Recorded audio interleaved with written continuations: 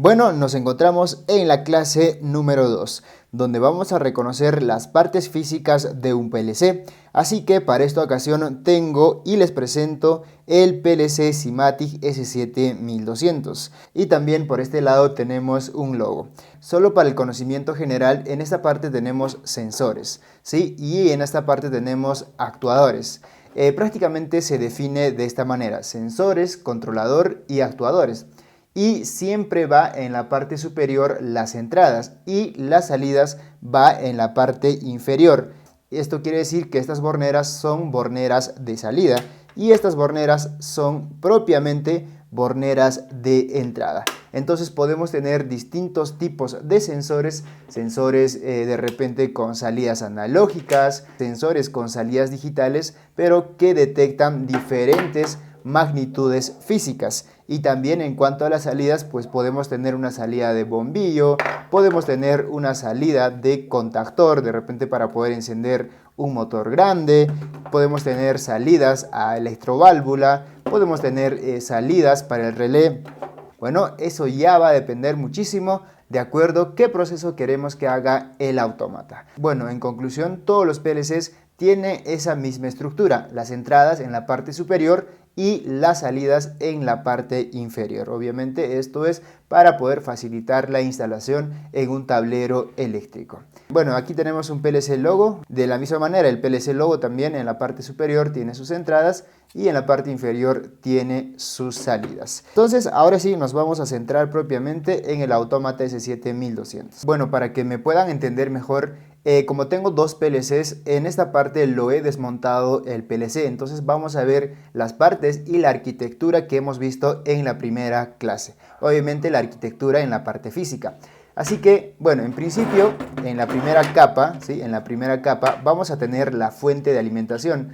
Esta fuente de alimentación es de 24 voltios. Esto quiere decir que convierte la entrada de 220 voltios a corriente continua, que es la salida de 24 voltios. También para que haga funcionar algunos dispositivos que trae el PLC. Seguidamente vamos a tener el bloque de las entradas y las salidas. Como verán, no es nada complejo, no es nada del otro mundo el bloque de las entradas. Estas son todas las borneras de las entradas. Luego tenemos unos optoacopladores. En este caso los optoacopladores pues me sirven para reducir el voltaje de 24 a 3.3 voltios que funciona el CPU o el microprocesador, ¿sí? Y por esta parte tenemos entradas analógicas. Bueno, más adelante ya veremos esa conversión. Evidentemente la entrada analógica lo que lo reduce el voltaje es un amplificador operacional. Entonces prácticamente esto sería el bloque de las entradas. Bueno, justo en esta tarjeta también se encuentra el bloque de las salidas. Como podrán observar en esta parte, pues se encuentran los relés, pero son relés pequeños. También otra cosa que me olvidaba, que también les había mencionado de la existencia de un supercapacitor, y es el supercapacitor, que es de una capacidad bastante alta de 1 faradio. Entonces este se encarga de alimentar el chip de la hora y la fecha. Entonces luego tenemos el más importante, se podría decir la parte del cerebro, pues este es el microprocesador. Como podemos observar, el microprocesador es propio de Siemens. Obviamente tiene otros periféricos, como podemos observar en esta parte. Muy bien, esto sería prácticamente el microprocesador, y luego tenemos el interfaz de comunicación. En este caso se comunica a través de Ethernet y obviamente acá su transformador. Así de simple está formado un PLC. Bien, entonces veamos la parte física como tal. Así que vamos a quitar esto. Bueno, aquí podemos observar claramente las etiquetas de un PLC. En principio, en la parte superior vamos a tener las entradas.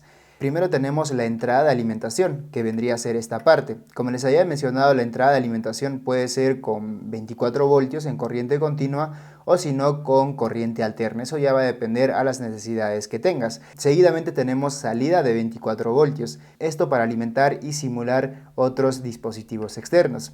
Y seguidamente tenemos las entradas digitales. Como podemos observar en esta parte tenemos M. M significa masa. Y 1M también significa masa, pero no están conectados esta masa. Así que si nosotros queremos utilizar esta fuente, ¿sí?, para alimentar los sensores, lo que tenemos que hacer es un puente, conectar el M con el 1M, de lo contrario no va a funcionar las entradas.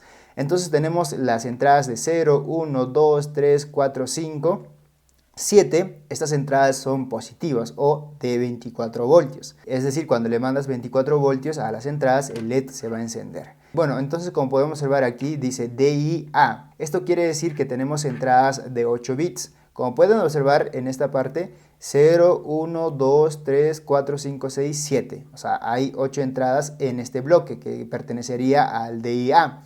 En la parte de programación, pues nosotros vamos a definir como y 0.1, 0.2, 0.3, 0.4 y hasta 0.7. Y a partir de aquí nosotros vamos a definir y 1.0. Este de aquí que ves 0.0 se va a definir como i 1.0 hasta el i 1.5. En realidad tenemos como 14 entradas digitales. Y luego tenemos entradas analógicas. Como podemos observar aquí tenemos dos entradas analógicas. El común tenemos que es de masa y la primera entrada y la segunda entrada. Estas son entradas analógicas de 0 a 10 voltios. Muy bien, y luego vamos a tener acá para poder conectar un SD card. Eso para poder tener una memoria de programación, etcétera, etcétera. Estas etiquetas corresponden propiamente a las entradas. Es decir, si tenemos una entrada de 24 voltios en el 0.0, se va a encender esta luz. Y si tenemos entrada en el 0.1 se va a encender esta luz y así sucesivamente con todas las entradas. Aquí podemos ver claramente la separación de los bloques del I0.0 hasta el I0.7 y luego vamos a tener las entradas del I1.0 hasta el 1.5.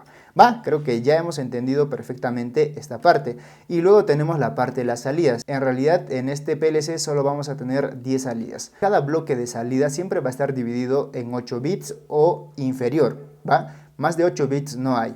Entonces tenemos aquí 0, 1, 2, 3, 4 hasta la salida 7. Y acá en la parte de las borneras ya vamos a tener divididos. Así que los comunes de estos 5 relés están unidos. El Q0, Q1, Q2, Q3 vendría a ser prácticamente el normalmente abierto de los relays. Y luego tenemos las salidas de los otros relays, donde va a estar unido con el segundo común. Bueno, creo que se ha entendido perfectamente esta parte del reconocimiento de las etiquetas de un PLC. En realidad, cualquier PLC más o menos se designa de esta manera.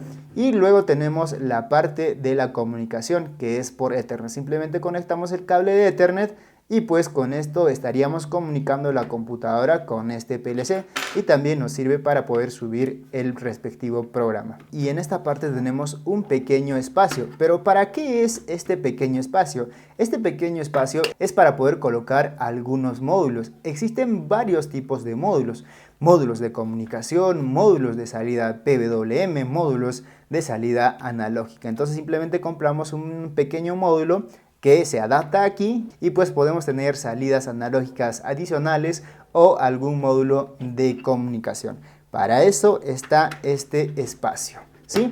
Y bueno, creo que ya nos ha quedado claro en cuanto a las etiquetas de las entradas y las salidas de un PLC. Bueno, señores, no les aburro más. Esto ha sido todo en cuanto al reconocimiento de la parte física de un PLC. Así que nos vemos en la tercera clase, que será el reconocimiento del programa de TIA Portal. Esto quiere decir que vamos a ver nuestro primer programa realizado en ese programa. Así que también vamos a subir el programa a este automata y vamos a ver cómo se comporta.